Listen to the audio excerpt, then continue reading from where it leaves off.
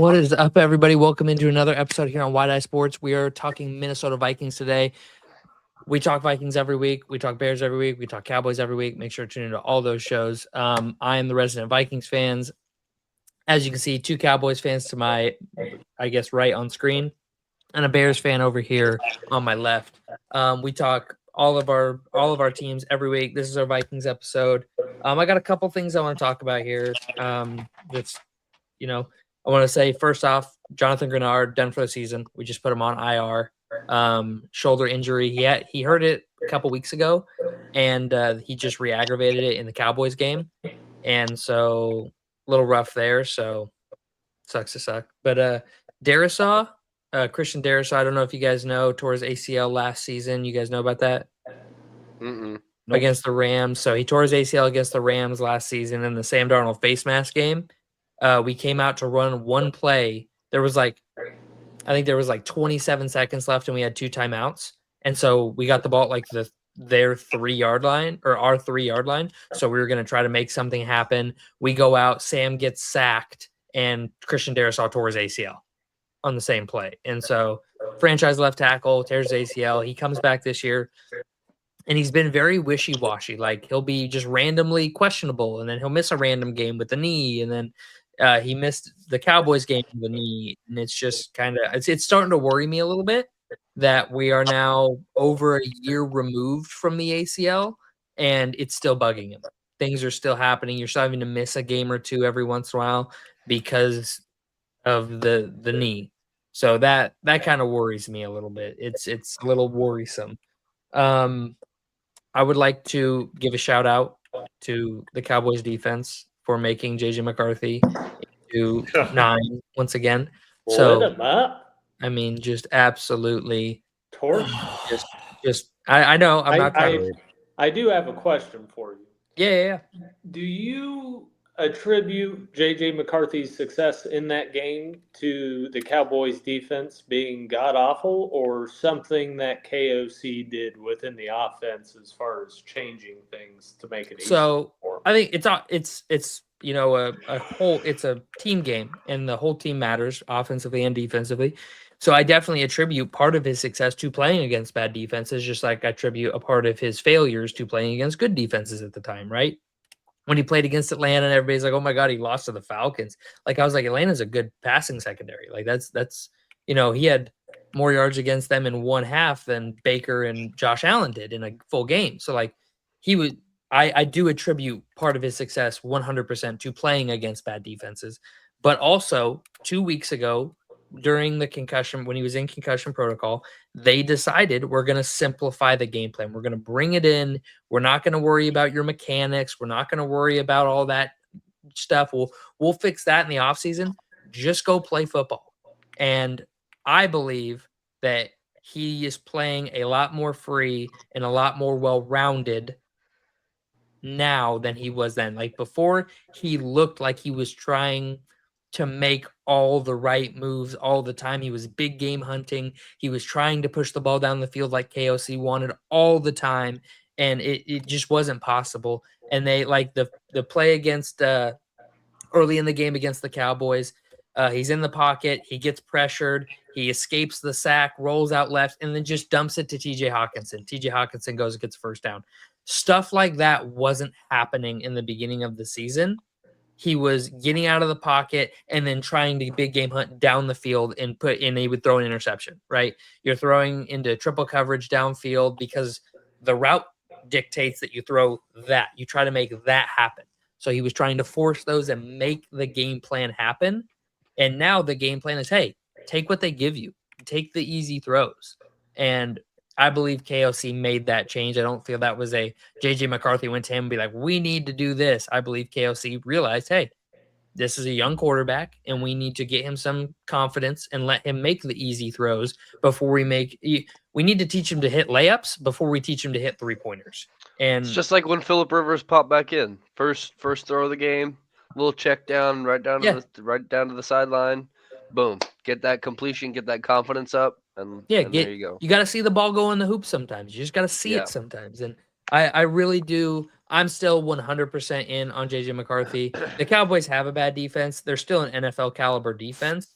And I believe that if you can have success like that continuously, then you're a great quarterback. Now, we'll see if he can do that. I'm not telling you right now he's going to be Josh Allen, but if he can produce like that against bad defenses, I think he could have an Alex Smith type career, where he's a solid starting quarterback that can go out there and help you win football games.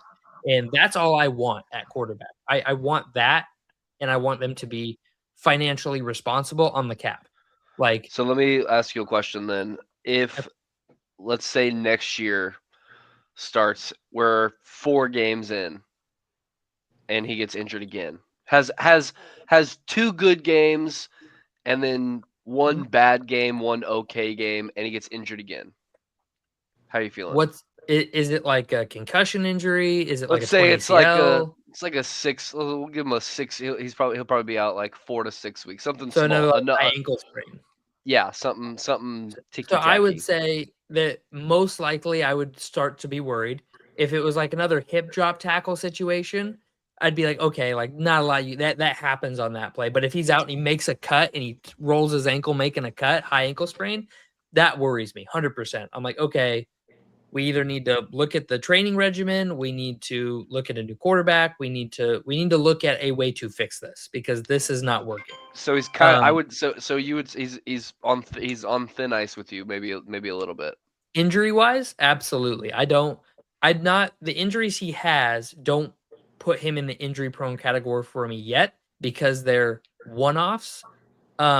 Because I consider injury prone guys like Christian Watkins. His hamstring is consistently an injury every year. He always misses time with his hamstring. And like the NFL gave the Packers an extra special grant to try to study Christian Watts' hamstrings to try to fix the issue, to try to then like use it for other players, right? Like they were trying to do this and it hasn't worked. He still missed time this season. So a guy like that, I consider or a guy like Ryan Kelly, our starting center, he continuously throughout the years has missed times with concussions.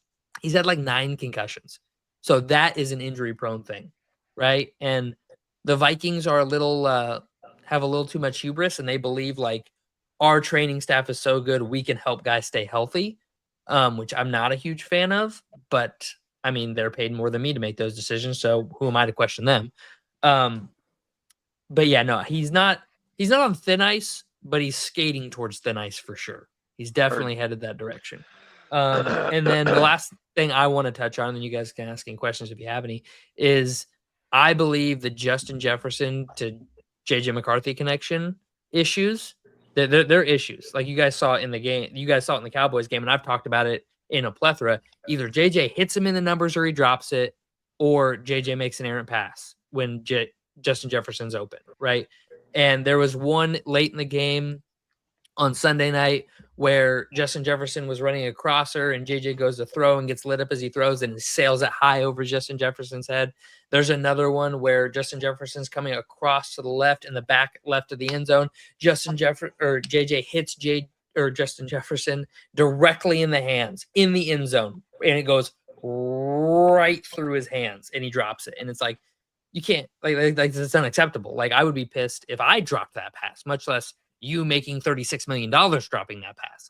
Yeah. Or the one down the sideline to Deron Bland. Deron Bland had great coverage on one of the, what I'm talking about, Dalton, where it hit Justin Jefferson in the chest. Yeah, that one, great coverage by Deron Bland. You're Justin Jefferson. You are making $36 million to play wide receiver. I don't care unless he is physically holding your arms down.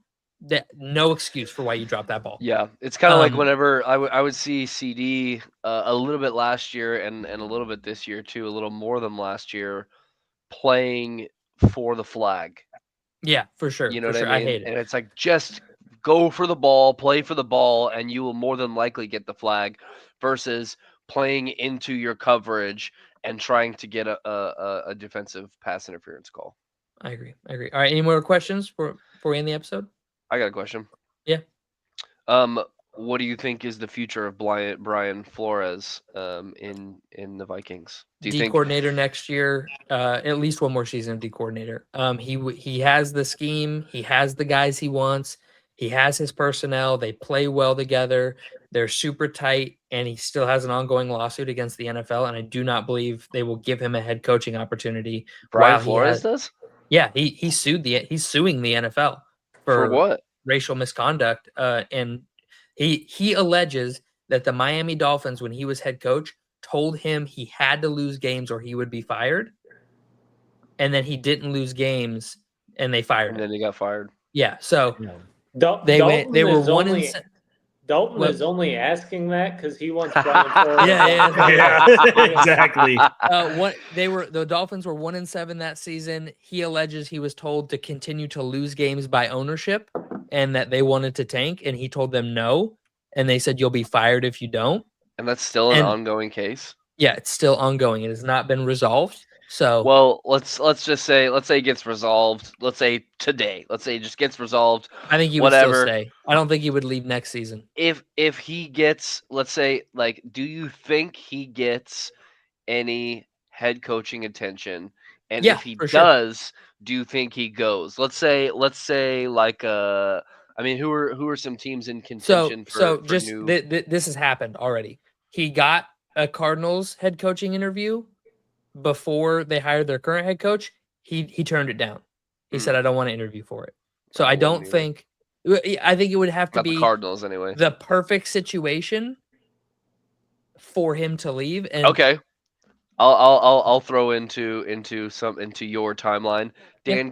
Dan Campbell gets fired midway through. Let's say next season, midway through next season. midway through next season, and then if you think that Brian Flores is going to stay with the Vikings another year, so after next season, Detroit needs a new head coach, and he gets an interview. I Do you think definitely think that would be a strong possibility. I would hate it, but that's for sure a strong possibility. That a would good be. team. Would that be just a nightmare for you, Ben Johnson? It would. Ben Johnson and Brian Flores coaching against me Harrison, 4 times a year. I would Everyone's just fucking hate my fan life. division. Oh my god. All right. That's all the time we got. Thank you guys. Like, subscribe. We'll see you in the next one. Peace. Peace.